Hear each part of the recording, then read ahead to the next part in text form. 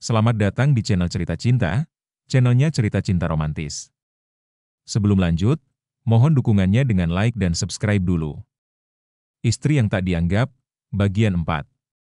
Setelah pertengkaran di ruang tengah, Anjani pun masuk ke kamar.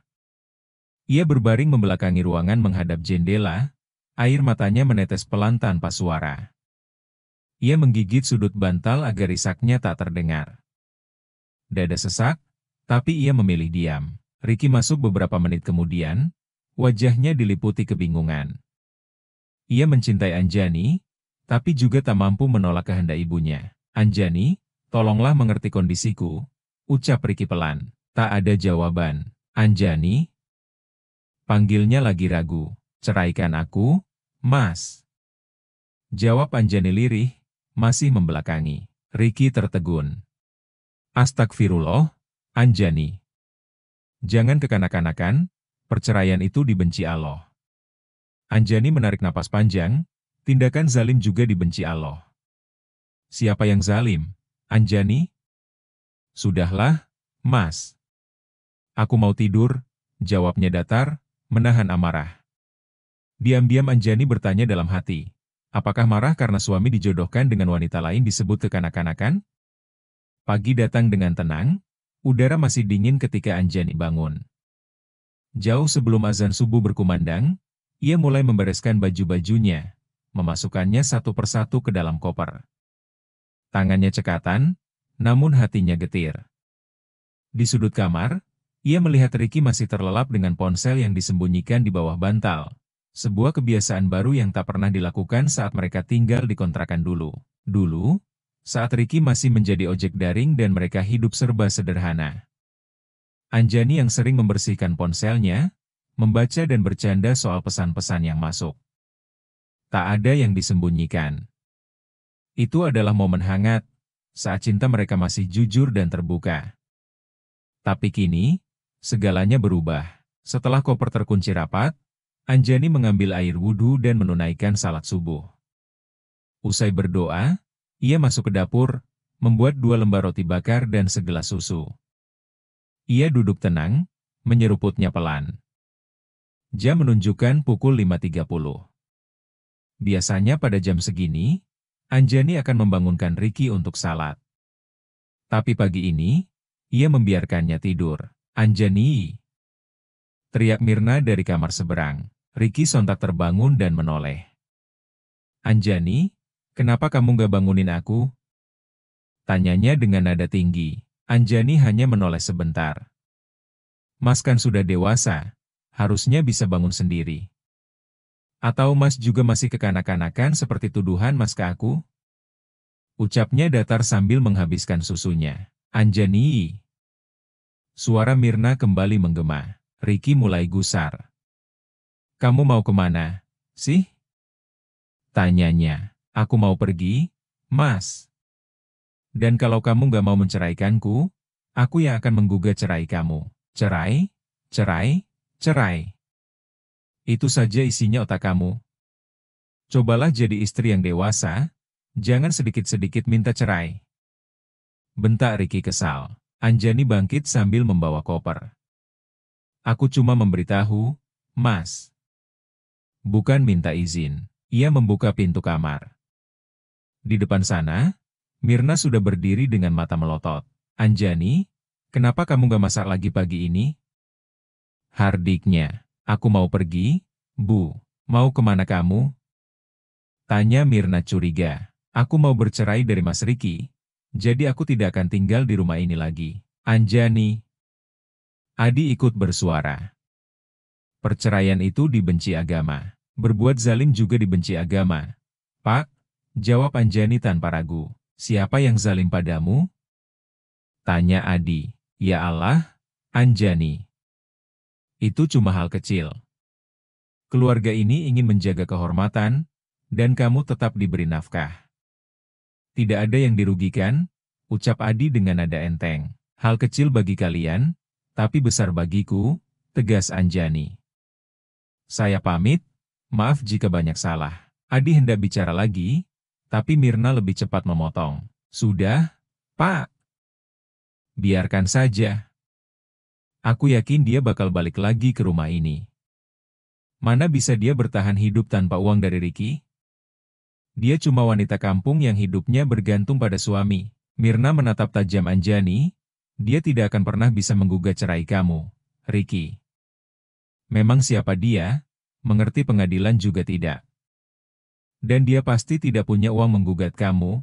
Kamu jangan lemah, sudah biarkan dia pergi. Anjani hendak melangkah pergi saat suara lirih Ricky menahannya. Anjani, tolong jangan pergi. Ucap Ricky, dengan suara yang agak keras. Anjani menoleh, tatapannya tajam, namun suaranya tetap tenang. Maaf, Mas. Aku hanya akan tetap bersamamu jika kamu tidak poligami, dan kita pindah dari rumah ini. Mirna langsung membelalak, ia berdiri bertolak pinggang. Siapa kamu? Hah? Berani-beraninya mengatur anakku. Kalau mau pergi, pergi saja. Kami tidak butuh wanita kampungan seperti kamu. Anjani, suara Ricky nyaris pecah. Jangan pergi, diam kamu. Bentak Mirna, tajam dan penuh kemarahan. Ricky bungkam, ia hanya menunduk tak mampu membalas. Adi yang sejak tadi diam, hanya menggelengkan kepala pelan. Ah, paling juga cuma ngambek, celetuk Nina sambil nyengir. Nanti juga balik lagi. Iya, nanti lapar juga pulang sendiri. Dia itu nggak berpendidikan, nggak punya koneksi di kota. Mana mungkin bisa hidup di luar sana? Timpal Nani sambil tertawa kecil. Makanya kamu harus tegas, Ki, tambah Mirna. Kalau dia balik lagi ke rumah ini, jangan lembek. Kasih pelajaran. Ini semua gara-gara kamu terlalu memanjakan dia. Ricky hanya mengangguk pelan dan berjalan menuju gerbang. Dari kejauhan, ia melihat sebuah mobil SUV hitam Toyota Fortuner sudah terparkir di depan rumah. Wanita yang kemarin, yang menjemput Anjani dengan Mini Cooper, kini membantunya memasukkan koper ke bagasi mobil. Ricky memicingkan mata. Siapa dia? Kenapa mobilnya gonta-ganti? Apa benar Anjani nggak punya koneksi? Kenapa, Ki? Tanya Adi yang ikut menghampiri. Anjani dijemput pakai Fortuner. Pak, kemarin Mini Cooper, ucap Ricky nyaris berbisik. Mungkin itu taksi online? Ki? Balas Adi enteng. Apa mungkin taksi online mobilnya semewah itu? Dan drivernya cantik dengan dandanan berkelas? Pikir Ricky dalam hati. Ricky, masuk! Teriak Mirna dari dalam rumah. Ricky berdiri mematung. Untuk pertama kalinya, ia benar-benar merasa takut kehilangan Anjani. Ricky masuk ke kamar dengan langkah lesu. Ia masuk ke kamar mandi dan membasuh wajahnya berulang kali. Air yang mengalir tak mampu menyapu kekosongan yang mulai menggerogoti dadanya. Setelah selesai mandi, ia keluar dan tertegun.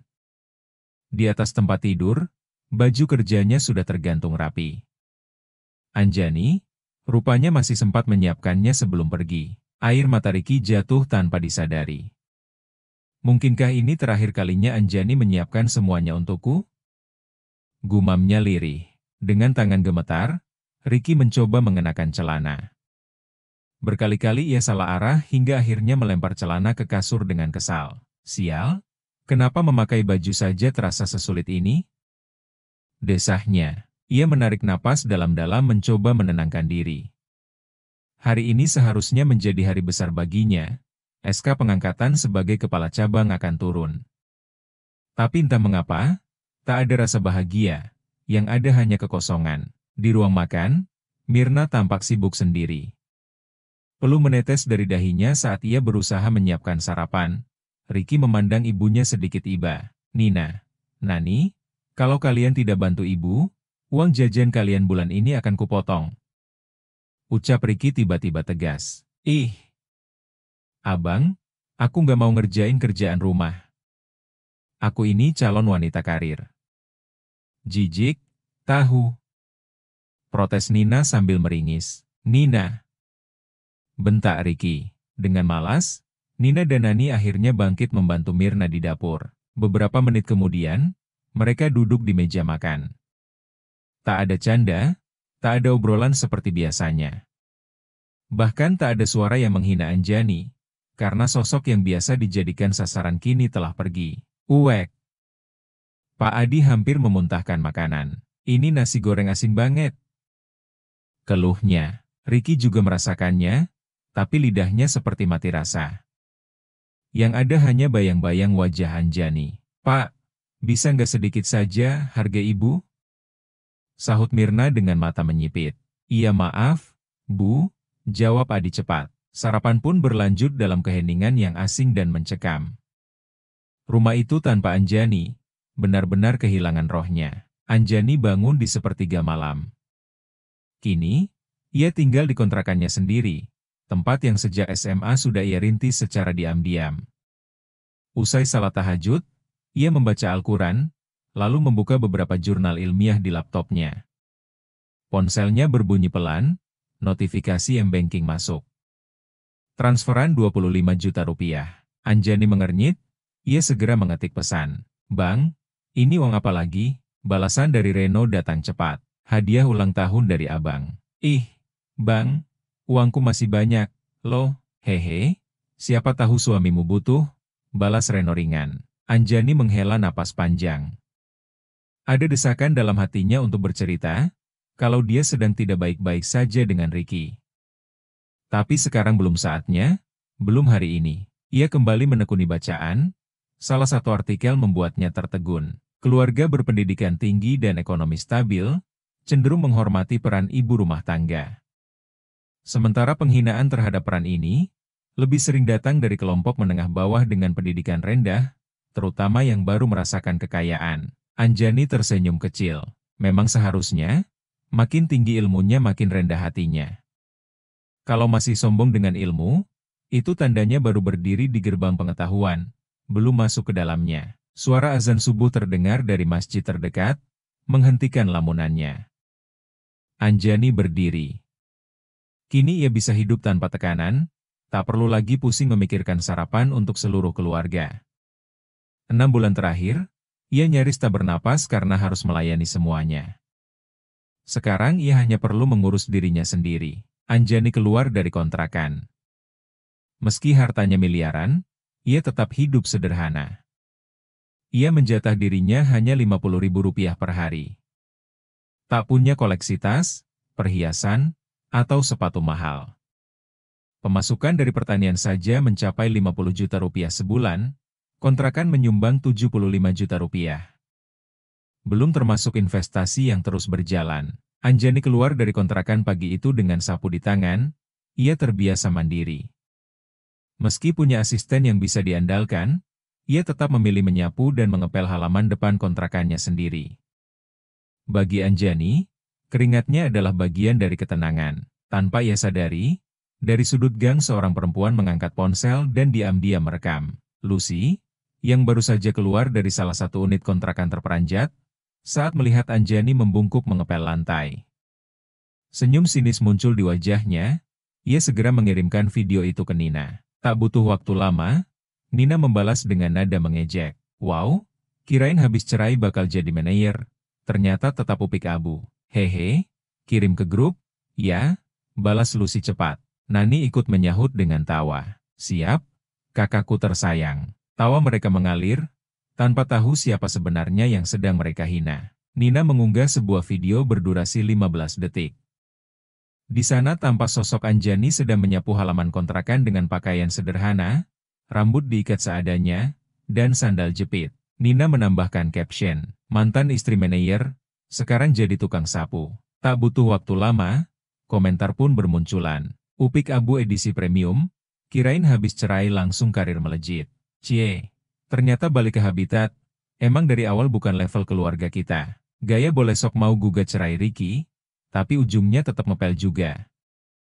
Katanya punya harga diri, beberapa stiker tawa menyusul. Grup itu riuh dengan ejekan yang tak ada hentinya. Dan akhirnya, muncul komentar paling tajam dari Mirna. Inilah untungnya Ricky mau digugat cerai sama dia.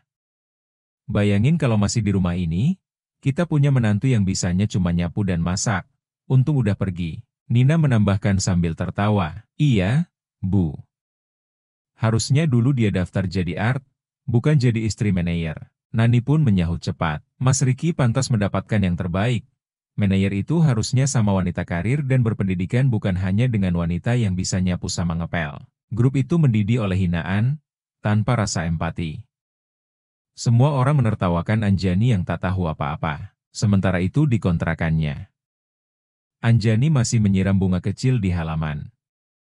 Wajahnya tenang, matanya teduh, dan pikirannya sibuk merencanakan masa depan. Anjani membuka ponselnya untuk mengecek tagihan listrik kontrakan. Matanya tak sengaja menangkap notifikasi dari grup keluarga besar Pratma. Ia pun membuka, dan seketika tubuhnya membeku.